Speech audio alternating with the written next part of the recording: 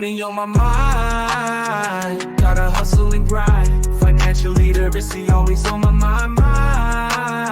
I'm stacking knowledge, no time to waste. Gotta invest smart, gotta keep up the pace. I'm reading books, learning all the tricks, studying the market, making calculated picks. What's good, everybody? It's your boy Reckless Raidener, and we are back at it again with another episode. Today we are going to be talking about my updated, new, and improved strategy for 2025 as in regards to my Bitcoin standard. Now, this is going to be a special episode because we're going to talk about how I have implemented a Bitcoin standard and the updates that we are making to that standard. Simply put, before we get to simply put, have you liked the video? If you've been here more than once, I'm expecting a sub. If you're a hate watcher, I expect a thumbs down until I convert you to a thumbs up. Because I know it's a hard pill to swallow at first. I'm very direct, very math focused, very no nonsense, very giving you a report of somebody who is making their way towards $1 million, who's not making six figures yet. Now, that could very well be changing next year based on projections, but we'll see. We'll see how close we get. But we're given the context, and apparently since everybody on YouTube is making six figures anyway, like it's still going to be documenting the journey because I ain't a millionaire yet. So we're making our way towards being a net worth millionaire and being as liquid as possible. Not necessarily liquid in the sense of having cash, but most people who are net worth millionaires, most of it's tied up in their 401k, which they don't have access to. So I really don't count that. Most of it's tied up in their house that they live in that they're not willing to actually leverage or do anything with. Like people literally, which is crazy to me, they literally will just go into foreclosure on their house, which is wild. Like that is beyond crazy. So you're not willing to move or budge on that money. So the majority of my wealth is not tied in those two assets. So I consider it to be a liquid millionaire. It's something a little bit different. Obviously, this is future financial strategies. We are not waiting till we're 65 to have access to wealth. We're not planning on having to work until we're 65, 70, 80, whatever. Because the way that the system was set up was you were supposed to exist for like 5 years before expiring in actual freedom that you supposedly earned by grueling your life away. Well, we're living longer, so they need you to work longer because that just doesn't work out the same anymore. So we're not trying to do that over here on Future Financial Strategies. We're not trying to do that over here in the Wolf Pack. So what we are focused on is getting out of the rat race as soon as possible in a way that is fully sustainable. We have a 3-tiered approach. We are using the income portfolio. That is going to be our primary source of day-to-day. We're working on getting that to cover our daily expenses. After we clear the debt, actually, we are already, at least for my regular expenses, we are almost there. We're really close. Actually, I think as far as core expenses, I'm there. Like I can cover my mortgage, I can cover my phone, I can cover my utilities. I don't have a car payment, I can cover my insurance. We're good as far as core expenses go. So like at that point, the only variables that we have are like food and stuff that I want to do for fun, which is pretty awesome. But we have a mountain of debt that we're covering. Obviously, by the time you see this, we will have released our updated numbers on that so we can see how we're doing and if I need to cut back on spending or what. I don't know how that's going to play out quite yet. I'm feeling like we're moving in the right direction, though. We got a couple of big juicy payments coming in at the end of the month because we've received our dividend check. Chop down that bag. And actually, I might be doing a few episodes on how I break down my bags. That would be a good one. That would be a really good one. We'll do that. We're going to do the bag breakdowns for 2025. That's going to make it onto the list. So there's that.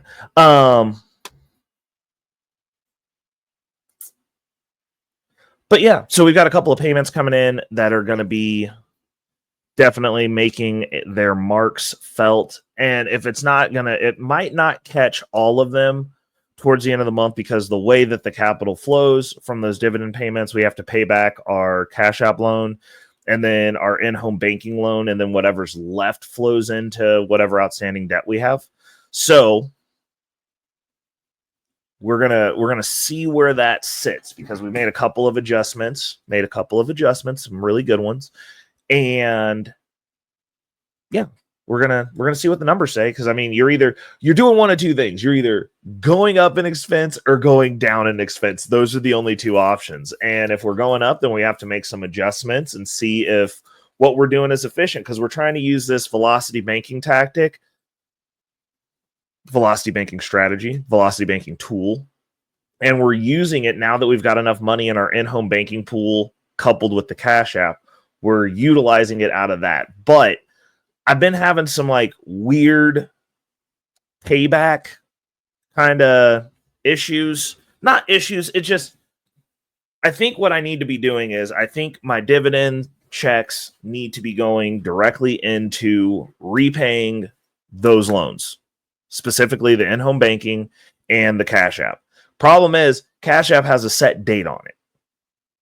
So I end up having to pull from my checks, which I think is a little bit inefficient. So I think that Cash App is going to be a monthly kicker, and we're going to try and get that scheduled in to where it is, I'm not having to worry about having to use a check to go ahead and do the final payout on it, because that kind of hampers what I got going. I mean, obviously it's all money, it all spends, but I think we're going to start locking it down, because I think that Cash App needs to be a monthly play, because normally they give you, I think it's 5 weeks to pay it back.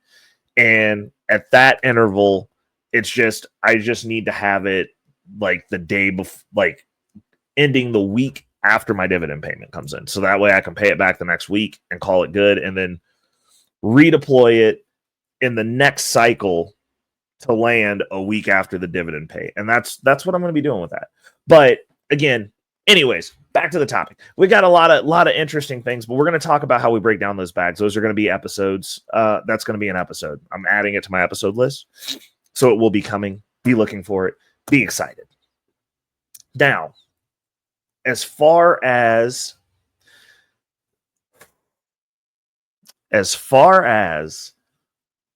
how I implemented the Bitcoin standard, simply put, I take, at this juncture, 5 to 20%, depending on the source of where the money comes from, and I apply it to my Bitcoin standard. It's that simple. That's the simply put. That's as simple as it gets. Easiest way to just throw it out there and just let it be known, like talk about it. That's what it is. So my dividend income, there's a portion of that comes out right now. It's at 10%. It will go up. Now, see, I'm under bare minimums right now. So what that means is, while I have this debt load, we're doing the Operation Debt episodes, obviously. While we're clearing that $28,000 in debt, we're doing bare minimums. Now, I don't believe in going, oh, well, like you should not invest in anything. You should just pay the debt first. I'm not an advocate for that, because then you're losing the opportunity cost. And then after people pay the debt, they're like, oh, Bitcoin's over 100K. Well, now I can't get in. Now I can't get started. Now it's too late. Oh, it's too late. I missed that. I missed MicroStrategy. MicroStrategy is over $500. I can't do it. You have to start somewhere, and you have to start sometime. Those are that. I mean, as simply put as I can possibly be. That's what has to happen.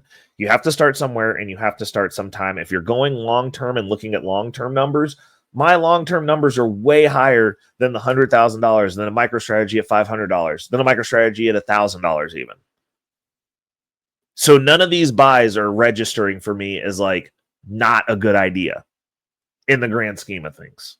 If I'm looking at MicroStrategy being the next Berkshire Hathaway of the future, which I do, and I'm looking at Bitcoin going to $1 million, which I do, these prices are low. Might take some time for them to be low, but like also I'm not investing rent money. These are my standards. This is what I'm using to solidify my future, to solidify my wealth. This is stuff that I'm looking at almost in the form of a retirement savings. Like, I don't necessarily believe in retirement, but it's a foundation, funds of last resort. So that's how we're breaking it down. And basically, the old Bitcoin strategy was simple. 5 to 20% just goes into Bitcoin. Now, for 2025, my update to what I've been doing going into 2025, because like right now we're on the bare minimum. So the bare minimum for the portfolio is going to be 10%. When those dividends come in, it's 10%. That's what we're looking at, around 10%. As long as it's within 5 to 10%, I'm good. The closer to 10, the better. And then after we clear the debt and I don't have any type of encumbering deals and all I've got is just money to throw around, and then we can start building. When this starts going hyperbolic, then it's going to go up to 20. And it's going to just scrape into 20 off the top, like boom, into Bitcoin. I will continue doing that with my portfolio. Couple of other things that we're doing, though, from the cash flow perspective that go and coincide with my Bitcoin standard is I've adjusted the way that my portfolio is functioning, specifically the income portfolio. The income portfolio is much larger than the long-term holding portfolio because first things first, when people talk to me about my portfolios, they're like, oh, well, like your long-term holding portfolio is so small.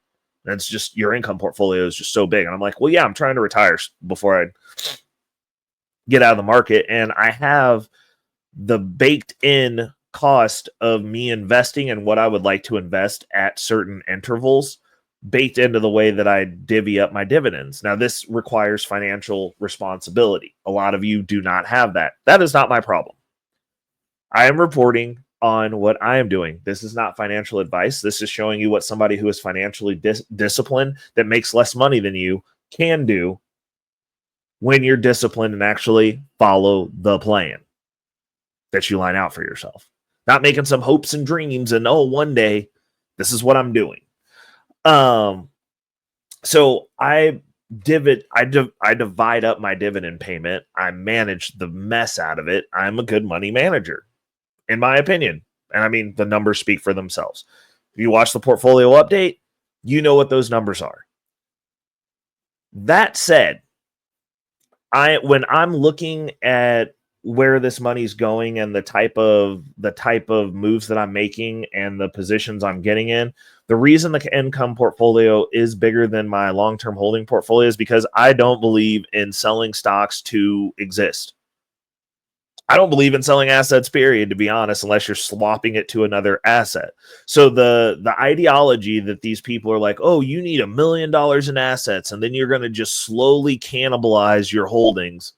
Why would you do that when you could just get income? Like, if I'm going to cannibalize something, I'll cannibalize income. I'll use those dollars. I'm getting dollars anyway, and then use those and then reinvest what's not used.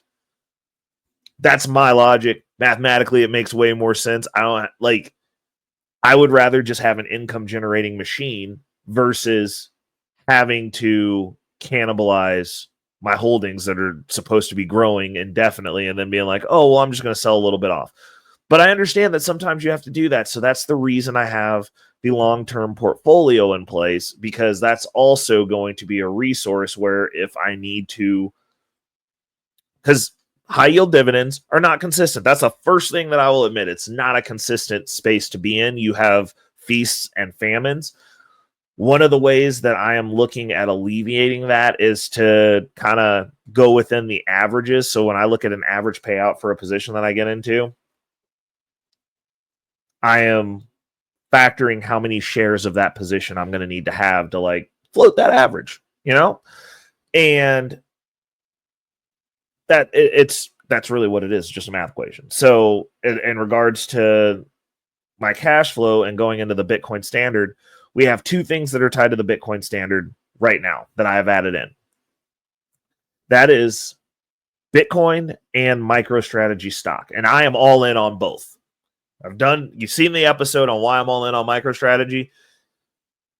It's Bitcoin with a kicker. And I am a firm believer in Bitcoin going to $1 million. So that makes sense to me. I think MicroStrategy is going to be the next Berkshire Hathaway once Bitcoin's $1 million.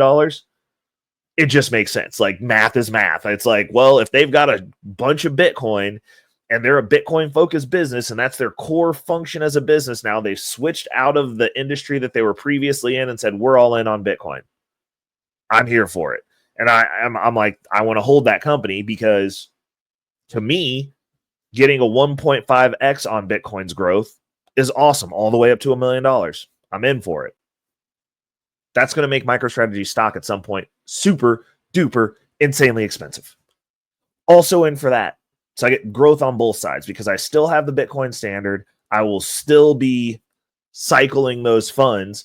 And one of the interesting things that this is going to give me an opportunity to do is end of year, I can lop a percentage of those MicroStrategy gains at the end of every year and cycle that into Bitcoin. I can also take 1% of my Bitcoin gains, cycle that back into MicroStrategy, keep the machine growing. I mean, the whole premise of this is capital has to flow.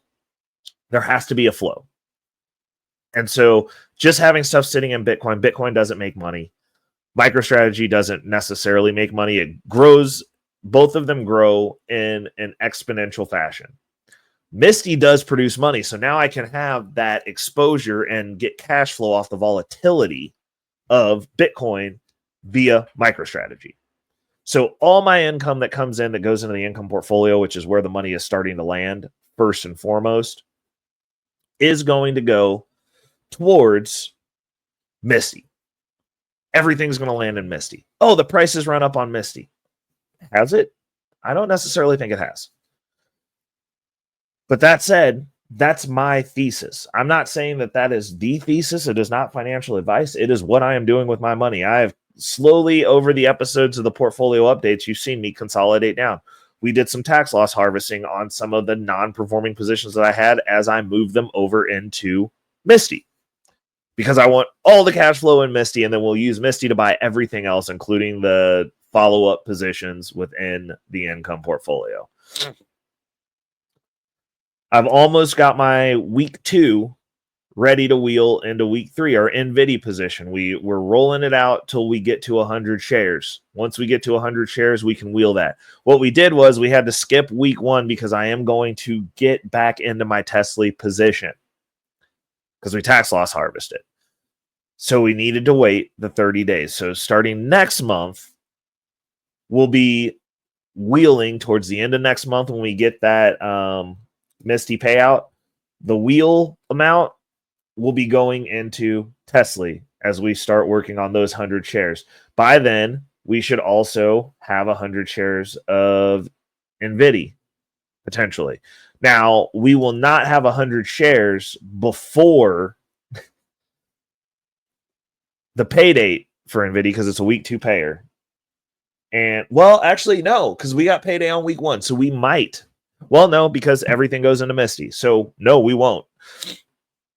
Once we get NVIDIA to 100 shares, then we'll start wheeling that into our week 3. And the goal is we need to get to 500 shares. I'm making some new targets. We're updating targets here. We got to get to 500 shares before we start paying out. So the only position that we have that we can actually start using for attacking debt or any of the other stuff at present is Misty. Now, things are going to get interesting once we cross into January, because January through April, until I get my tax stuff back, I am shutting down exits from my portfolios. So what does that mean? That means that we'll be reinvesting everything that comes into the income portfolio back into the income portfolio, which is probably going to be a few $1,000s a month, at least at current numbers. We'll be reinvesting back into positions. I was going to drip everything, and I've decided not to do that. We're going to go ahead and take that time, and we're going to actually implement a wheel strategy, a real wheel strategy for 3 months, of which time we'll be increasing our income. The other thing that we'll also be doing is preparing for taxes, because my tax burden for 2024, I'm pretty sure I'm going to owe or be close to owing. And I want to have that cushion. I want to get used to shutting down for the first quarter of Q1 while I'm getting my tax stuff back, because I run on a regular W-2 rat race employees tax returns. So we're looking at getting our stuff, getting it done by April. I'm actually going to have to wait till all my stuff gets in. And we're going to be looking at that. So under that time, the only thing that's going to be running is the Bitcoin standard, to be honest. So we'll still be getting our MicroStrategy stock. We might beef up like January. We might, if we're depending on how many shares we need to get to 10, because we're trying to get 10 shares. Like I really just wanted those 10 shares. We're trying to get to 10, and we're gonna really be focused on trying to make sure that happens. But we'll still be having cash flow into the portfolio going into Misty. We will still be having the Bitcoin strategy running on that. But as far as reinvestment, we're going to be really aggressively going towards getting our shares up to 500. And, we'll have 3 months of payouts to do it. So I'm pretty sure we'll at least hit one of those with the wheel strategy. At least one of those positions should be getting to 500 shares. So that way we can start actually adding that into the pool of available usable income. But our first goal to turn the drip off is to get them to 100 shares, which I'm 100% sure we should have every position to 100 shares so that we are no longer dripping. We're wheeling it into the next position. So I'm excited about that.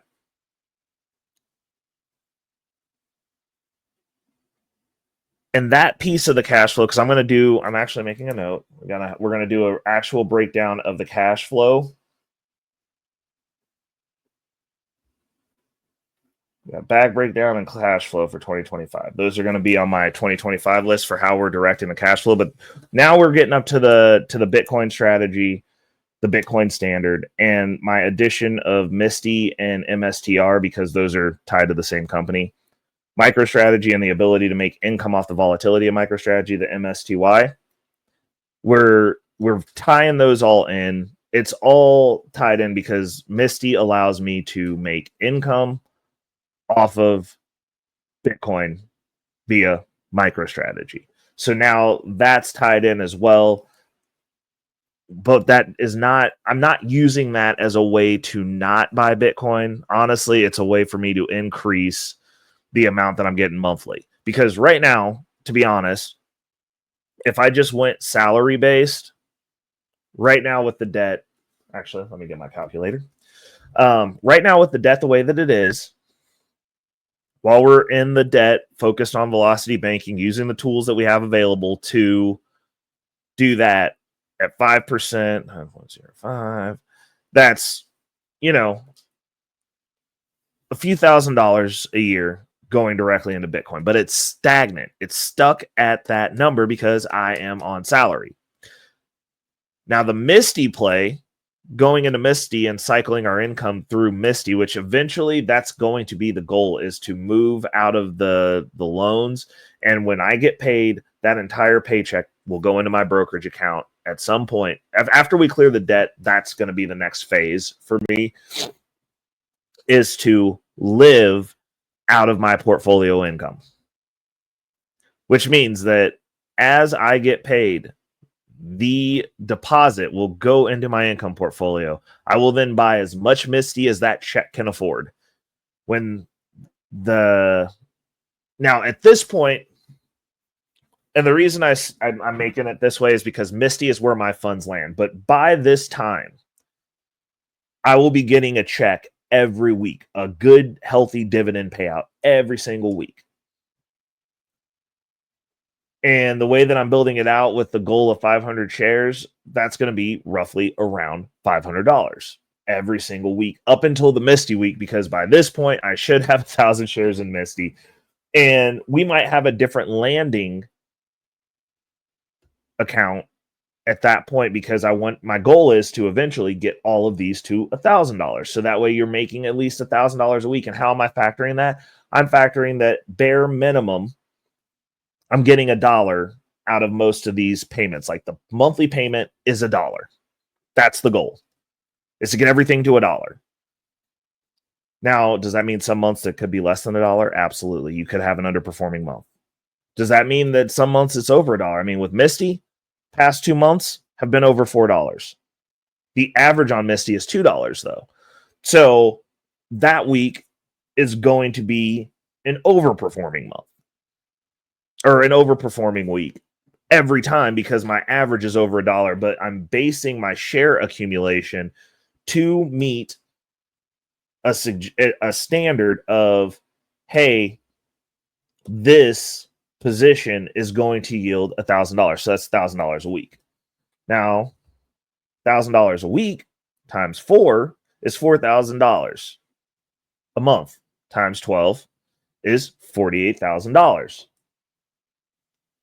on the minimum. On the downside, so we're at $48,000, and that's $48,000 of quote unquote passive income. Now I'm managing the income as it comes in, but even with the wheel strategy, you're also building up excessive shares. So that way we can talk about, hey, if some of these positions actually appreciate in value, which is I consider it a bug, not a feature, because these are kind of supposed to be focused on the income only. That's the only reason I'm in them. But for instance, Misty has had some healthy runs. I am up over NAV erosion. I am in a state where I have excess gains on that position. And I believe that long term, I will have excess gains on that position. So that gives you another option of something where, hey, over 1,000 shares, every share over 1,000 shares, I can start doing calls on those after I get to 100 shares over, because forwarding a little bit of these and continuing that internal wheel strategy after it's running will keep accumulating some shares every time. And it'll be a position, and we'll have to do a cash flow update for once we start hitting those 1,000 share metrics. But as we're working our way through this, you'll have a cushion of shares where it's like, hey, if you're appreciating or if you want to tax loss harvest something, you're still keeping your 1,000 shares, but you're going, hey, I'm either tax loss harvesting or I'm cashing in on 30, 40% gains, 20% gains. I'm just going to go ahead and cut myself a little check. I want get something a little nice, something a little extra, or maybe clip that off and convert it over into the long-term portfolio holdings and see what we can do over there. Start converting them into shares of the underlying asset. That's another strategy that could be implemented on this. We got a lot of options, but the point is we're constantly building. It's an ever-growing thing. And as we start hitting these numbers, for instance, Misty getting over 500 shares, that was a milestone. Started producing some really good money. We got under 400 shares to go to 1,000. And as we're landing that cash and putting chunks of cash, our regular investments right now, our bare minimum off the check is direct deposited right now is $200. We are hitting the bare minimum that we're buying a Misty every month or every payday, which is it's $200, which is $400 a month going into that position, adding to that income. And I am buying up. I am averaging my position up, and I am fine about it. And we're using the income off that to acquire Bitcoin also, and MicroStrategy, the underlying asset stock. So we're getting the growth on that as well. And that's kind of where we're at with it. That's where we're looking at. The only addition to my Bitcoin strategy is adding in the Misty and the MSTR, the actual stocks, and the income ETF that is doing covered call options, or not covered call options. They're doing synthetic call options on the stock MicroStrategy MSTR. I'm a firm believer in this. The more I go down on the rabbit hole, like I said, we have our logic. We want exponential growth or income. That income portfolio is already producing income, and I'm really looking forward to it completely eclipsing my take-home pay, which it hasn't completely eclipsed, but we have passed it. We're a few dollars past it. So there's also that. And how I'm using the income is what's going to decide whether I'm successful in my endeavor of getting out of the rat race early or not. It's not this is not a set and forget. There's no true passive income in the sense that you just don't have to do anything and you're just laying around constantly all day doing nothing and watching your body rot. That's not what I'm trying to do. What I'm trying to do is get some semblance, some mediocre, some level of control over my existence, because I have spent my entire existence at the behest of others, and frankly, sick of it. I don't like doing it. So I'd like to have the ability to, not have to worry, not have that, oh, hey, I've got my thumb on your back. And like right now, I am getting to a point to where like I don't have much to worry about. Like if I lost my job right now, I know I keep the roof over my head and I could manage the debt. I wouldn't be paying it off as fast, but that's an inconvenience. Also, I could go get another job. I could also go Uber. I could do a plethora of things and be fine. Perfectly fine at this point. And like that is exciting to me. Once this debt is cleared,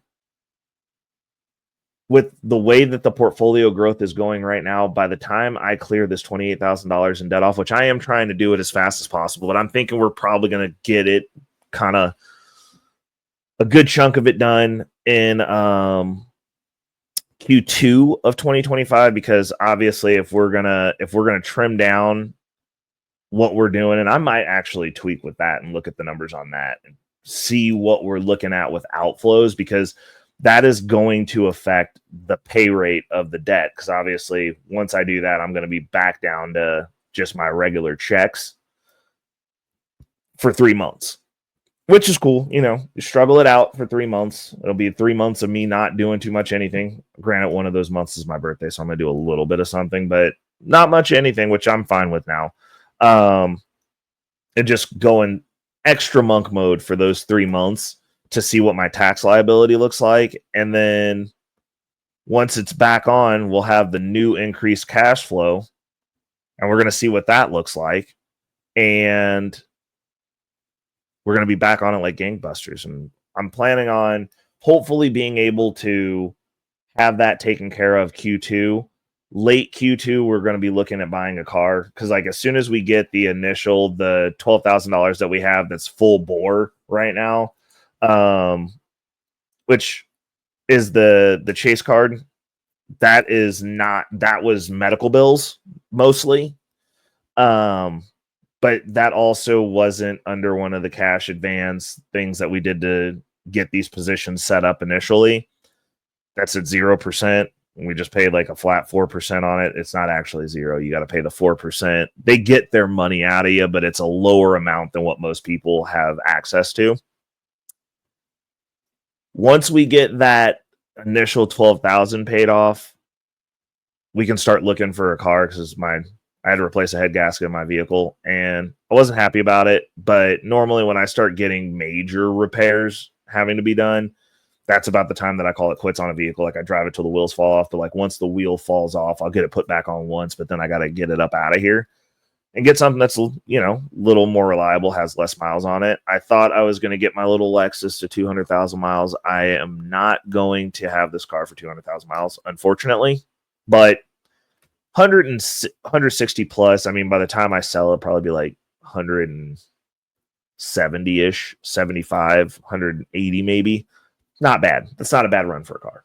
It really isn't. That's been paid off for a long time. Like, so we'll get into a new vehicle. We're going to pay that down quick. Obviously, we're going to have it for, I only want payments for 12, maybe 24 months. If that, somewhere between 12 and 24 months is normally what it takes me to pay off a vehicle. And we're going to be doing some upgrading. We're going to be getting some more features, some niceties. I'll get more niceties. I mean, if I'm going to buy a vehicle and put 200,000 miles on it, close to 200,000 miles on it, I want it to be comfortable. I want to like it. I really enjoy the Lexus, but like next thing up, we might be getting another Lexus. I got a Lexus or two that are on the list, but most importantly, it's going to be nicer. Every car that I get is nicer than the last car, because I do drive cars for long periods of time. I'm not as soon as I pay the car off, buy another car person. I like to get a car that I really enjoy being in, really enjoy driving. So that way, when I do upgrade to the next vehicle, there's so many new features out that like I do get a wow every car. It's not like an iPhone where I'm getting you get a new iPhone every year. I don't get a new iPhone every year. It's normally like every 2 years, and then I'll get like the last year's model. But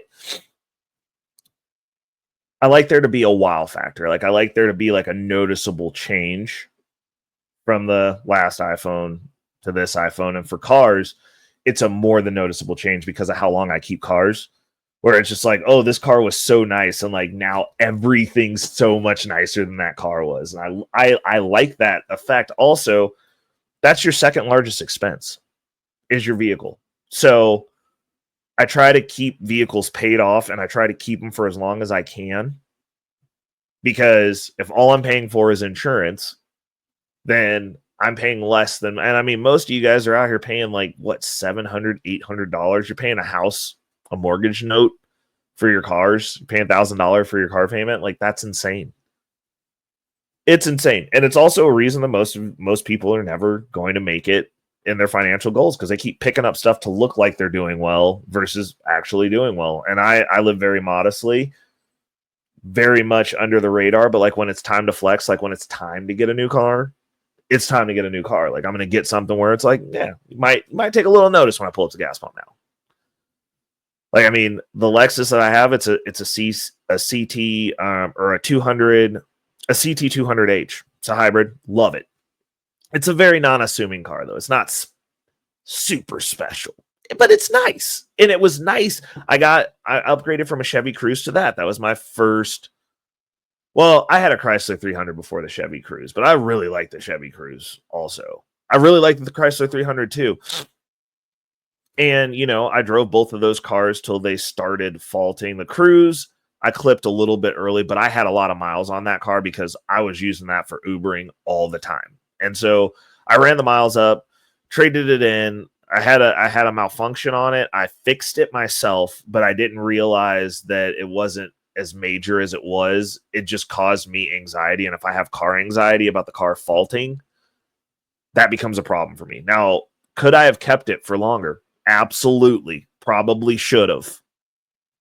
But once I kind of make that decision, the decision's kind of made. So I went ahead, started looking for a car because I didn't know if that was the only thing that was messed up on the car. And the car was running perfect after I fixed it. Was the coolant reservoir.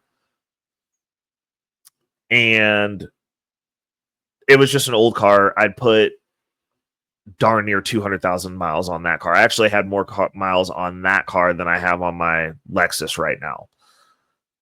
So it was around 200,000 miles. It was like up there. It was like 180, 175, something like that. And I never had a problem with the car. Mind you, that Cruze was a very reliable car aside from the coolant reservoir. And the reason the coolant reservoir went bad was because it's just plastic and there's nothing in there to like hold it. So like it's like a plastic straw, and like over time, over miles, engine heating up, cooling down, winter, summer, spring, fall, all that fun stuff. It decayed and started leaking. And I didn't know where the leak was coming from. I just knew something was leaking, which gave me anxiety. And so then finally it like completely crumbled. And then the car faulted while I was driving it. I like made it home. I got it home, got it started back up, put some more coolant in it, got it to the house, got it to work the next morning. And then like I went over to the Napa Auto Parts store and I was like, hey, do you have this reservoir piece? They did. So I fixed it at my job. And it ran perfect after that. But I went and started looking at cars, and then it's still running perfect. Like it was running like a brand new car. Like it had more power. It was way better because like this thing had obviously been leaking for a while and I didn't notice it. And so I traded it in. And so I got the Lexus, and Lexus has been great. Like I drove that Lexus literally into a crater and it reset itself, and it's been fine ever since. Like outside of having to change tires, gas mileage on it's freaking amazing. Ubered with it for a little bit until I moved. It's been a great car. But like when it's time to upgrade, I do an upgrade to something that's like I want that is something that I previously couldn't have, because like I am leveling up financially during these times that I'm holding these vehicles for longer than I need to. So next upgrade is going to be something else that I want. We're looking at EVs. We got a few other luxury deals on it, but like I have some luxury needs that I need in whatever vehicle that I drive that are just expectations. It just is what it is. Like upgrade to stuff that you want, but be able to service and maintain it. That's the way that I look at it. So, and I also obviously am going to need to be able to pay that back within 12 to 24 months. Another one of the rules, like, which means I either have to wait a little bit longer to save up a bigger down payment or something of the like. Like, we'll see what that looks like.